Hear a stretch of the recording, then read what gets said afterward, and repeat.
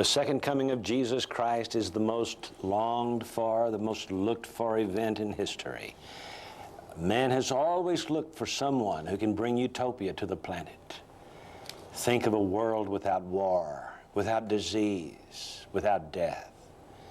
All of that will be realized when Jesus Christ comes back to this earth. Gary Stimmer is here to discuss with me Revealing Revelation. And Revealing Revelation is a progressive event that I think begins to accelerate as we draw closer and closer to the time of Christ's second coming. J.R., we have been in Revelation 19, represented by the letter Kuf in the Hebrew alphabet, the 19th letter, and that letter stands for holiness. That's the second coming of Christ, and it stands for cycles of growth. And of course, a great historical cycle will have been completed when Jesus returns to earth and sets up the kingdom.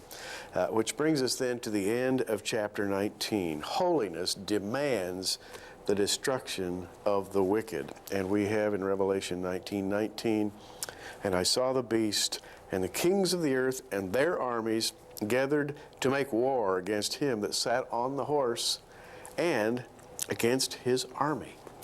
And there, J.R., is one of the signal events in world history. Of course, this is future history. Now, what is amazing to me is that everyone in the world by that time will have been so thoroughly brainwashed against all that is good and all that is godly. They will have reprobate minds. They will have believed the lie. So that when Jesus does come back in power, in great glory, with the armies of heaven with him, everybody's going to think he's the enemy.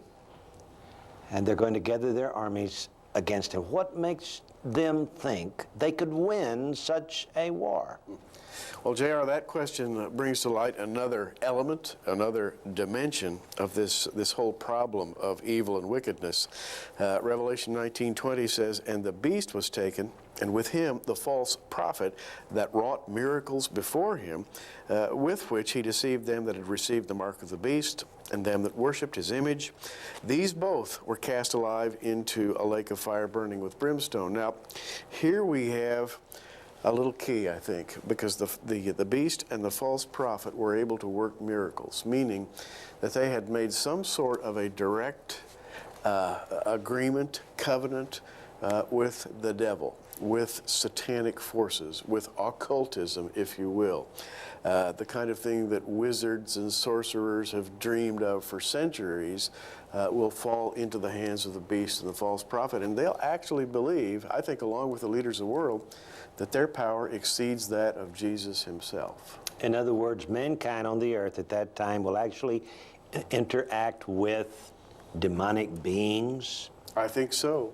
And in fact, I think we see the beginnings of it right now. I think we're seeing wickedness, demonism in high places that's actually insinuating itself into the military, into high government bureaucracies. And I'm talking not just about occultism, but about attempting to scale the dimensional wall, that veil that has traditionally existed between this physical world and that nether world on the other side. And by the way, according to Deuteronomy 18, it's illegal to pass into that world. It's strictly forbidden.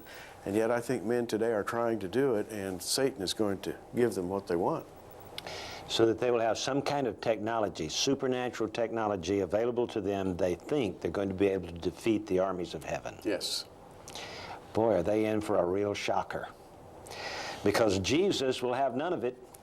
He will come and quickly dispense with the armies of the world. He'll call the birds of the heavens to come and eat the flesh of kings and captains and mighty men and horses, and of them that sit on them, and the flesh of all men, both free and bond, small and great.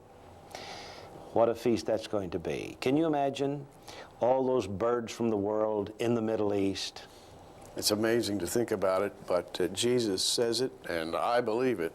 It's going to be a time of dark work. In fact, the great and terrible day of the Lord is referred to as God's strange work, God's strange act, a day of gloominess and thick darkness.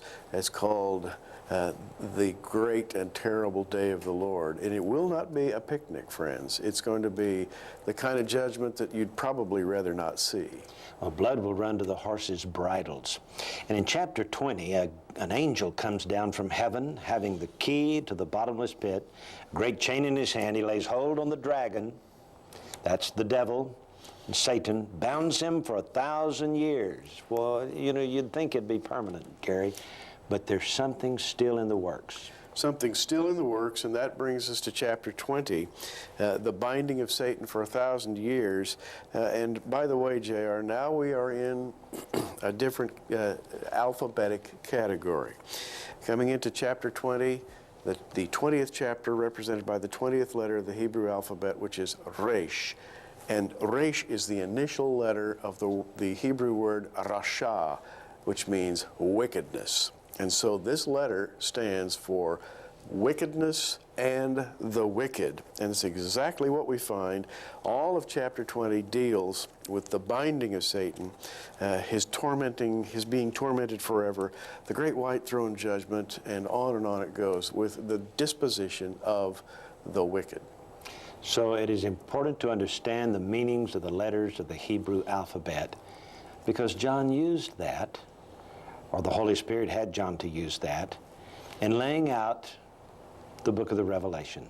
Each chapter follows the meaning of a Hebrew letter, which means it's important for Christians, Gentile Christians, to understand the Hebrew language, at least the elementary part of it. And here in chapter 20, it's interesting that the term 1,000 years is used 6 times. Gary, I think John has a clue by using the term 1,000 years 6 times. And this has been pointed out many times. Of course, initially or primarily, 6 is the number of man. Man was created on the 6th day. The idea of mankind is stamped with the imprimatur of the number 6. Here, 6,000 years would represent man's day. The Lord's day is the 7th millennium. But it's kind of fascinating that we have the serpent, the devil, Satan, bound for 1,000 years, and then right after that we have 5 other references to the 1,000 years. Put those all together, you get 6,000 years, which of course is something we talk about all the time. You know, we go back to chapter 1 of Revelation. He says, I was in the Spirit on the Lord's day. We go back to the writings of Moses to find out that the 6 days of creation and the 7th day wherein God rested, to the rabbis, were thought to be representative of 7,000 years. 6,000 years of men's day. The 7th millennium will be the great Sabbath rest, when the Messiah will set up a utopia for 1,000 years. Well, here it is, right in the book of the Revelation. We're right on target. The interesting thing, Gary, is we are now concluding the history of the world. 6,000 years has come and gone, and we're about to see the introduction of the 7th millennium. And that millennium is marked by the reign of Christ and his saints. In very interesting and mysterious ways, the Lord is going to reign for 1,000 years. Now, another word for 1,000 years is a millennium. We are called premillennial because we believe that we live in a time prior to the millennium when Christ will rule. And that's very clearly mentioned here. You know, the very last verse of the book of Revelation says, he which testifieth these things say, surely I come quickly. Now, Gary, 2,000 years ago wasn't quickly. That's right. But it appears as if the book of Revelation is written to this generation at the end of 6,000 years, to us. It's clear he's coming quickly. And more specifically, the book of Revelation will be devoured by those who are living during the time of the tribulation. That is, the 144,000 who are sealed, for example, will need to read Revelation to discover what they are to do and what comes next. And so that 1,000 years is very important. The next 1,000 years is going to be the most incredible period of development of the human race that we have ever seen. You know, if Jesus could feed 5,000 with 5 loaves and 2 fishes, we don't have anything to worry about when Jesus comes. It's going to be an incredible world. Technology is just beginning. What lies ahead is mind-blowing. We'll talk about it when we return in just a moment. During the tribulation period, it is possible that mankind will be tempted with illegal things, such as interacting with beings from another dimension, which we would call demons, which they may call aliens. At least this is the story on science fiction. We see that nightly on the television and in movies. Is it possible that such a thing will come to fruition during the tribulation period? And when Jesus returns to set up a kingdom, he'll put a stop to all that because it is illegal for mankind? Illegal to this extent. In the days before Noah, the sons of God, these alien beings, saw the daughters of men and interacted with them, took wives of the sons of men, and mankind was tempted to, shall we say, become gods. Is this, and during the millennium, if this is all stopped, when Satan is loosed at the end of the millennium, Gary, could this be the temptation of mankind at that time? J.R., I think so, because in the millennium, man will still be basically a sinner. That is, his nature will still be warped. The only thing that will be different is that Jesus will be physically present. He'll rule with a rod of iron, rule the nations with a rod of iron, meaning in an authoritarian fashion. Law. Yeah, under law. And so there will always be the possibility of introducing temptation in that setting. The temptation to accrue large sums of money, temptations of lust, temptations of power, all the things that we have, plus occultism, the idea of scaling dark spiritual heights where man is forbidden to enter in order to receive some sort of mystical power or connection with power. And all of that's going to be present during the millennial reign of Christ. It'll be the last great proof, I think, that humanity is unfit to rule itself. And taken together with other proofs down through history, it will demonstrate once and for all to the angels and all the beings of heaven that what is needed is not simply a beneficent ruler, but an actual change of the heart and of the mind and of the soul before man is fit to be a co-regent with God. These verses remind me, Gary, that the gospel will not be crammed down anybody's throat. Never has been. We've never coerced people into being saved. Nor will the Lord during the 1,000-year reign make people become Christians.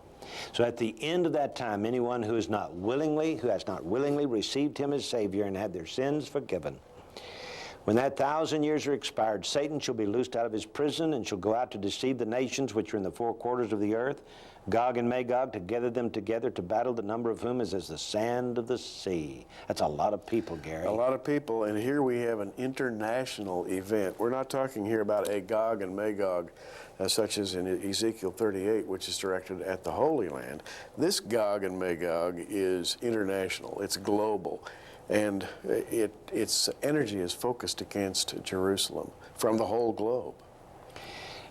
Will he be by himself, or will he have demonic beings with him? I think it goes without saying that his hordes will be released once again to tempt the people of the earth. There's very little written about this in Revelation. 3 verses. The 4th verse, verse 10, says, "And the devil that deceived them was cast into the lake of fire and brimstone, where the beast and false prophet are, and shall be tormented day and night forever and ever." In other words, he gets one last shot and then back to the lake of fire, and this time he doesn't get out again. It's forever and ever. Forever and ever.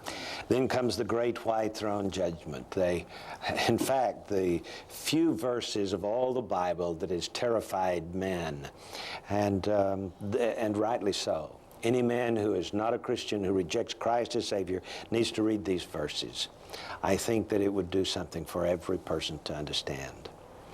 And so I saw a great white throne, John writes, and him that sat on it, from whose face the earth and heaven fled away, and there was found no place for them, no place to hide from the judgment of God. He says, I saw the dead, small and great, stand before God, and the books were opened. And another book was opened, which is the book of life, and the dead were judged out of those things which were written in the books according to their works. And the sea gave up the dead which were in it. Death and hell delivered up the dead which were in them. And they were judged every man according to their works. And death and hell were cast into the lake of fire. This is the second death. And whosoever was not found written in the book of life was cast into the lake of fire.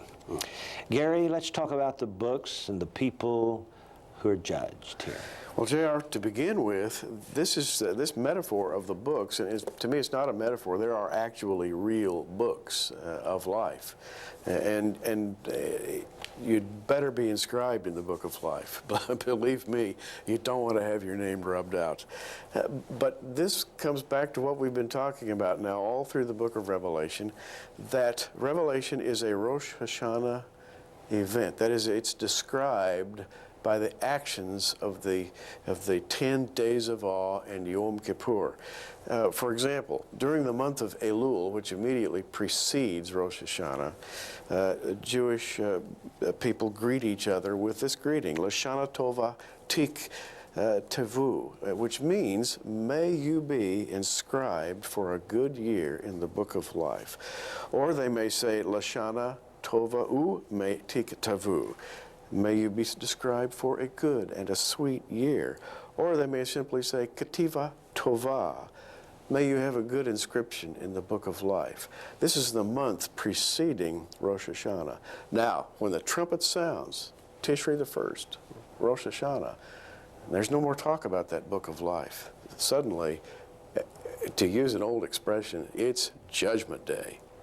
And the days of awe fall, and not until later, at Yom Kippur, do we discuss the books of life. And here in Revelation, that's exactly what we find. According to the rabbis, according to rabbinical teaching, some future Rosh Hashanah, God will sit down upon his throne and will take the books. They say there are 3 books. There's the book of life, in which the righteous are inscribed.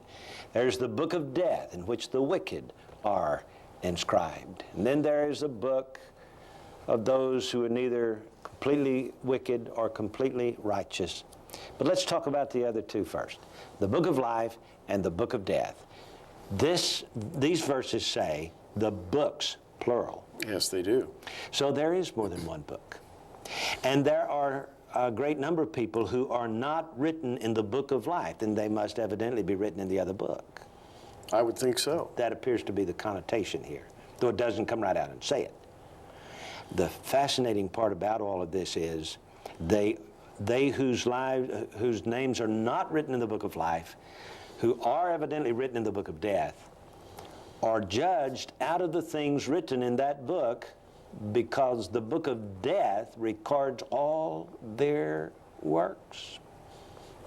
See, in the book of life, Gary, we may have our works recorded in it. We're not told here, but we're in the book of life not because of works, but because of grace. That's but right. Those people who are in the book of death, they've got all their evil works, not their good works. They don't face their good works here. Even their good works are bad. Their righteousness is filthy rags. Yeah. And so we've got men judged according to their works, and then the finality of it all, they're cast into the lake of fire. And that is Rosh Hashanah, judgment, and the destruction of the wicked. J.R., as we make this broadcast, within just the last month or so, scientists have completed what they call the Book of Life, the Human Genome Project, in which